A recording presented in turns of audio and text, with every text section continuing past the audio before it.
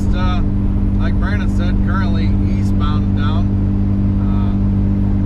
Got about a 5.5 hour trip over here, so be a little cruise, Not too bad in the daytime when you're all wide awake and fresh and full of energy, but these trips get a little bit tough at night coming back.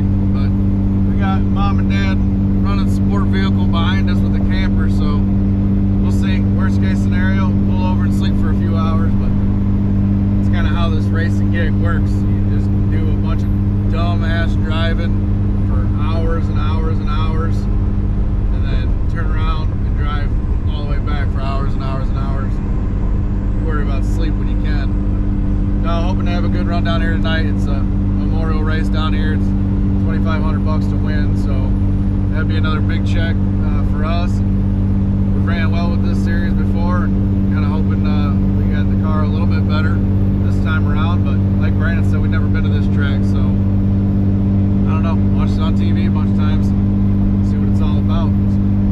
West Virginia bound we are.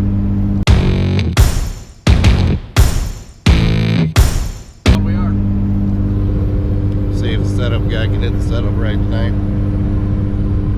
Who knows? You know, there's a million different factors that go into hitting the tune-up right. Anything to add back there? Just really curious on how to see what these tires are going to do for us, and hope it's a good night, drive safe, and have a lot of fun doing it. Yeah, that's an interesting point. He's referring to the open tires. You know, what we normally run, it's called an LM. They're all Hoosiers, but they're different compounds. So normally where we run LMs. Where we're going to race, and the Steel Block series allows you to run opens or LMs. Well, the opens are a superior compound. They act a lot different and better for the most part.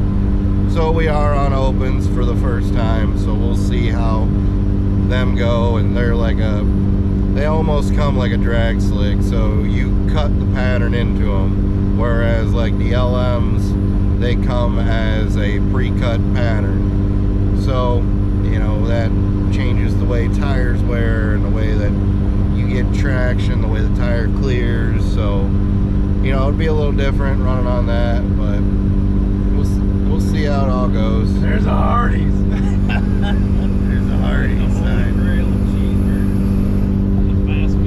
I don't know about every racer, but I know this entire racing family, when there's a cheeseburger around, we all want them. I think that might be pretty universal for a lot of race car drivers. It's one of the things when you go to a new track, you gotta judge how well the facility is just based on a cheeseburger, in my eyes.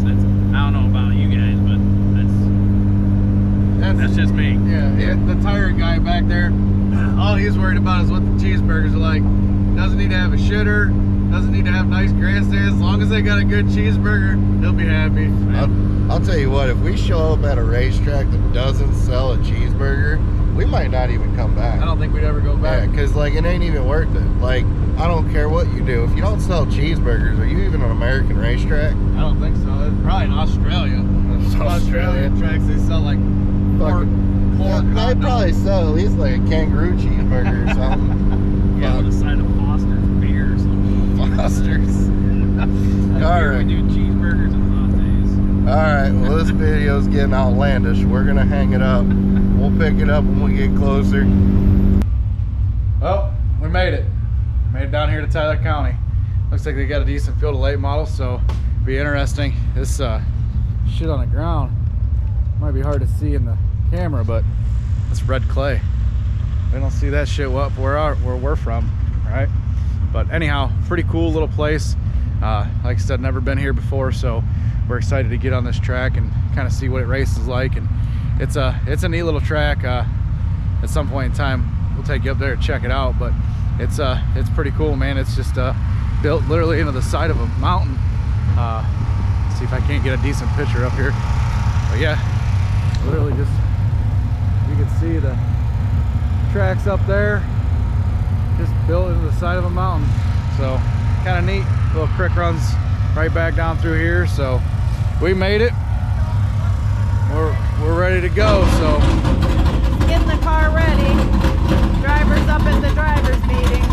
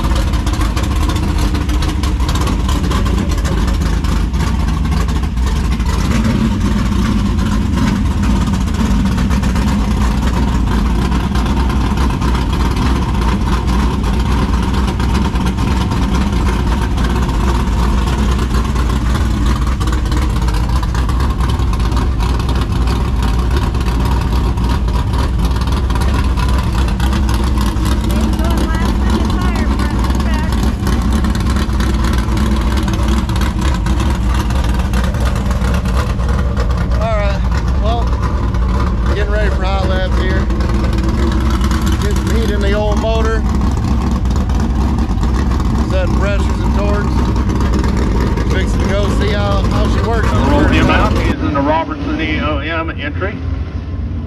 He will be the final steel block qualifier of the evening.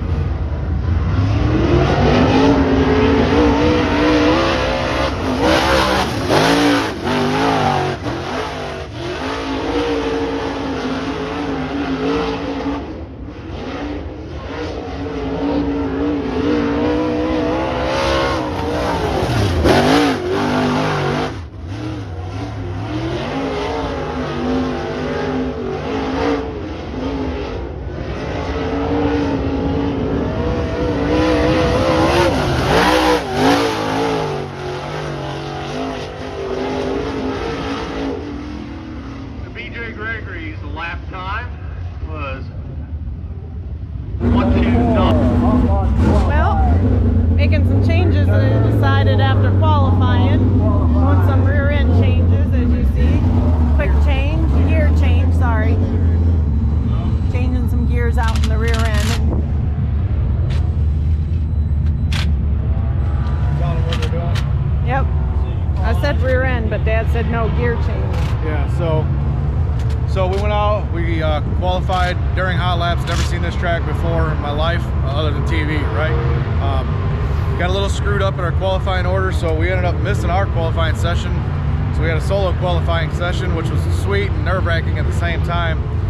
Never pulling onto a track before, and you like pull on there and make your way through the first, second corner and then go green.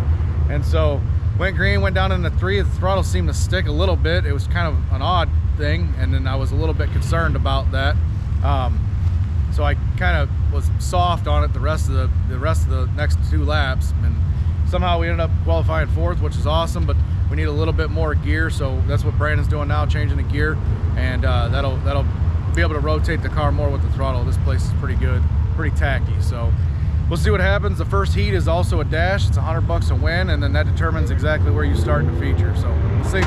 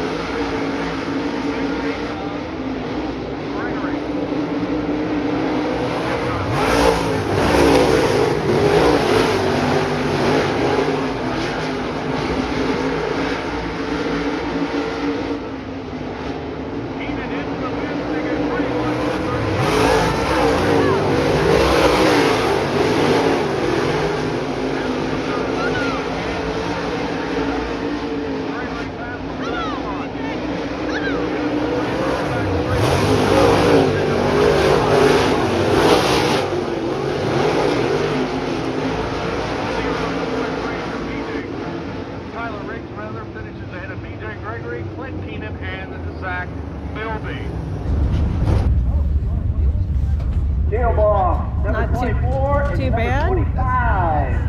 Finishes heat in the dash fourth, and he'll start in the feature fourth.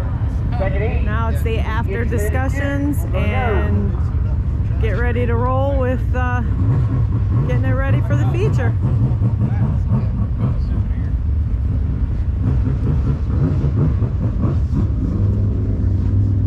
I expected him to fucking come down and hit me. Got a little stretches all the way down. This side. Not too bad. I think that plastic helped. Any comments from the driver?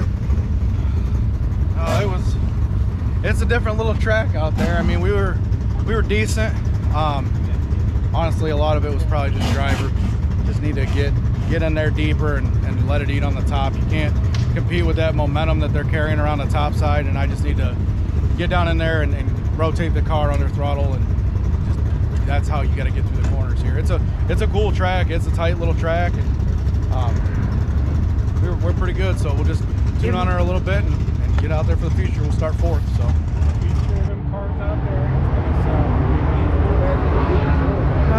Brandon got his new white kicks on. I don't know if he's tuning carburetors or shocks or what the fuck. Stripe your yard and tune your car, baby.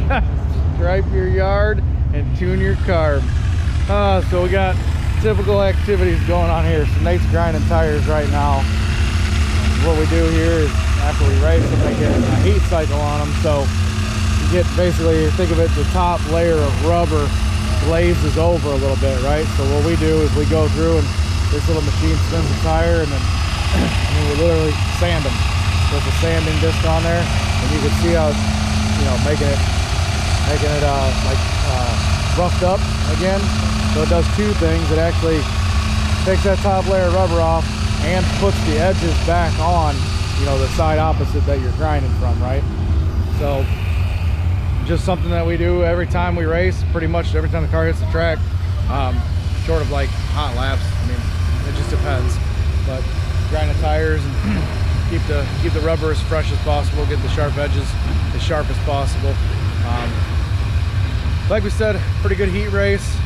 Ran fourth. We were up to third at one point, and then just the driver was being a little soft on the right foot. I just needed to give her the business, I think, and we'd have been better, but a little bit of battle scars already. I mean,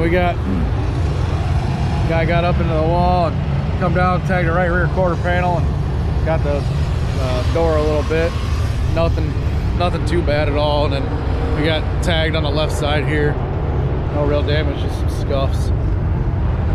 So everything seems to be percolating pretty good. Car's pretty fast. I finally got 8 laps around this place, so I feel like I know the track a little bit better. I'm excited for the future. I think track blows off a little bit, we might be pretty good here. So car's good, track's good. Roll off fourth in the feature. See what she's got.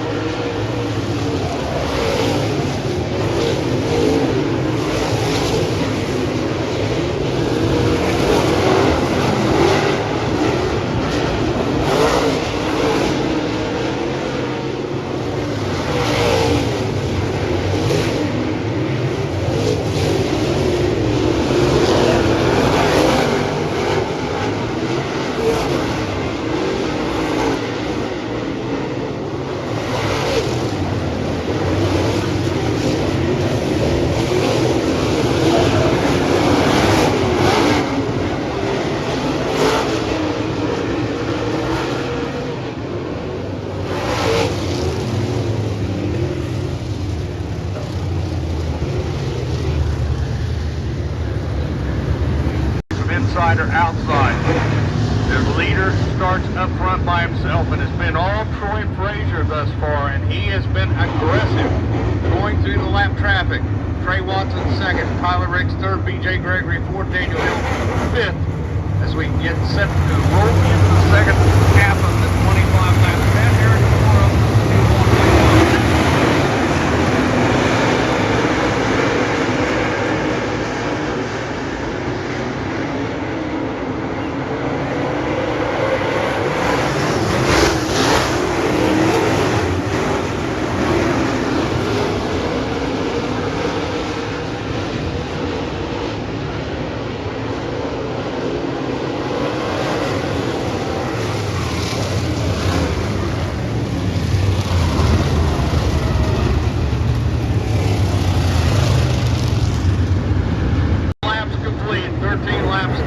Pat Herrick tomorrow. Pat Herrick, the first ever feature winner here at the Bull Ring. The track opened in 1974. The iconic number 13 Super Modified switched to the number 25 late model when the stock cars had then come on. And Pat was just as fast and adapted just as quick as anybody as he went from the Super Modifieds to the stock cars. He excelled in both and was a creative driver. Very smooth, very fast, and very clean. Frazier at the point, leads the field once again.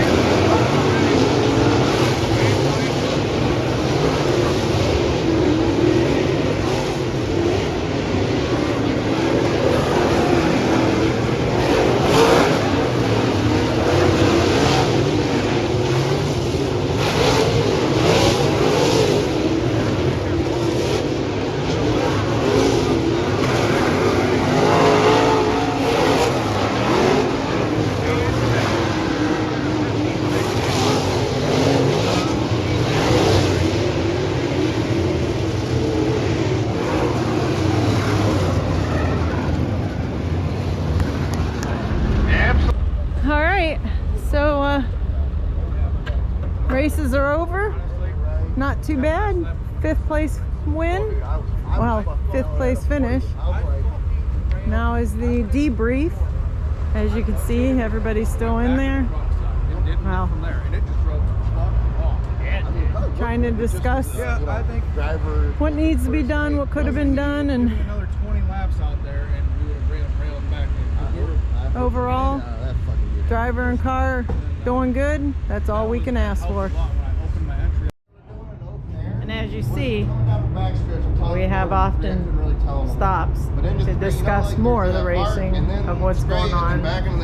Sometimes it can take a while to get things loaded up. Pitching the car back to the throttle and driving it to the Well, and tires. I didn't realize that the harder you charge center sideways like that, the better the car's stuck.